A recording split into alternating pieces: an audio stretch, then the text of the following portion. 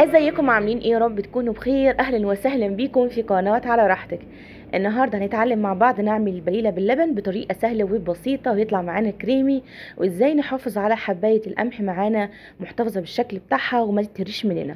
كل التكات دي هنشوفها في الفيديو. اهم حاجه بنعمل لايك للفيديو واشتراك في القناه لو كنا اول مره بنشوف القناه، وبنفعل الجرس عشان يوصلك معايا كل الفيديوهات الجديده اللي انا بعملها اول باول. تعالى نبدا معانا مع بعض من الاول. هنا القمح ده انا كنت منيلاه حوالي يوم، يعني قعدت يوم كده الينه وتاني يوم اشتغلت في الوصفه، او ممكن حوالي 12 ساعه. هتلاقي كده ان القمحيه ضعف الحجم بتاعها. هنبدا نغسلها كويس جدا كده لحد ما الميه كده تكون بيضه، وبعد كده طبعا بنحط كمية المية تغطيه بشوية زي ما انت شايفة كده، وبشغل عليه النار، وبيقعد معايا حوالي من نص ساعة لساعة الا ربع على درجة حرارة عالية.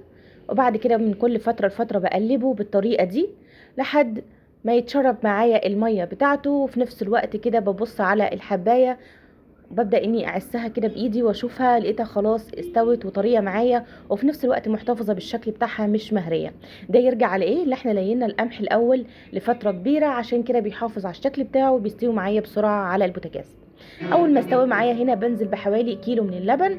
مقدار القمح بتاعي عباره عن كوبايتين ونص من القمح عليهم كيلو من اللبن، وهبدأ اني اقلبهم كويس جدا كده مع بعض. وبعد كده بضيف السكر، طبعا السكر ده حسب الرغبه. ضفت الاول حاجه كوبايتين من السكر، وبعد كده طبعا ببدا ان انا ادوق واشوف السكر كان محتاج تاني او لا. وهنقلب كويس جدا كده السكر مع اللبن. وقبل ما اضيف اللبن باخد منه كميه على جنب هنشوف هنعمل بيها ايه. وهنا ضفت حوالي 4 اكياس من الفانيليا، عشان طبعا اي ريحه للبن ما تكونش ظاهره. وبنقلبها كويس جدا. وبعد كده انا خدت حوالي ربع كوبايه كده من اللبن على جنب، وهبدأ أضيف الكريم شانتيه عشان يديني طعم الكريمة. بدل ما نضيف الكريمة اللباني بنضيف حوالي 3 معالق من الكريم شانتيه على ربع كوباية من اللبن. وهقلبهم كويس جدا كده مع بعض لحد ما تختفي كل الكتل.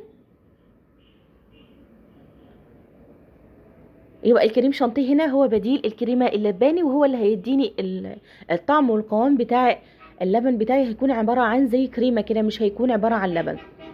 وكمان هتحلي الوصفة بتاعتنا. طيب عشان يزين السمك طبعا يكون كريمي مش بس الطعم، فهبدأ طبعا معاكم برضو اني اضيف النشا. برضو هضيفها في ربع كوباية من اللبن. ضفت حوالي 3 معالق من النشا، وهبدأ برضو اني اقلبهم. مهم جدا ان الخليط ده ما يكونش فيه اي كتل. حابة تضيفيهم في الخلاط ضيفيهم، حابة تضيفيهم في طبق يكون طبعا اكبر من كده ضيفيهم. المهم ما يكونش فيهم اي كتل. حابة تضربيهم بالمضرب اليدوي برضو اضربيهم. انا فضلت اضرب بيهم كده بالشوكة لحد ما خلاص كده نسبيا ما كانش فيهم اي كتل.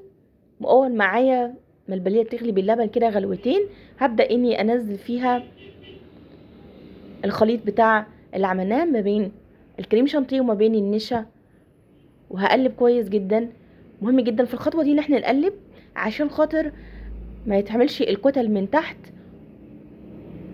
في الحله. زي ما انت شايفه نقلب كويس جدا عشان خاطر النشا ما تكتلش معايا من تحت. اول ما نوصل للسمك الكريمي اللي انت عايزاه، بقى السمك عايزاها اتقل من كده بتسيبيها على النار، عايزاها السمك يكون وسط فبتطفي عليها دلوقتي، يعني غلوتين 3 وبتطفي على طول. انا خدتها غلوتين 3 وطفيت على طول، وكان السمك معايا ممتاز زي الكريمه.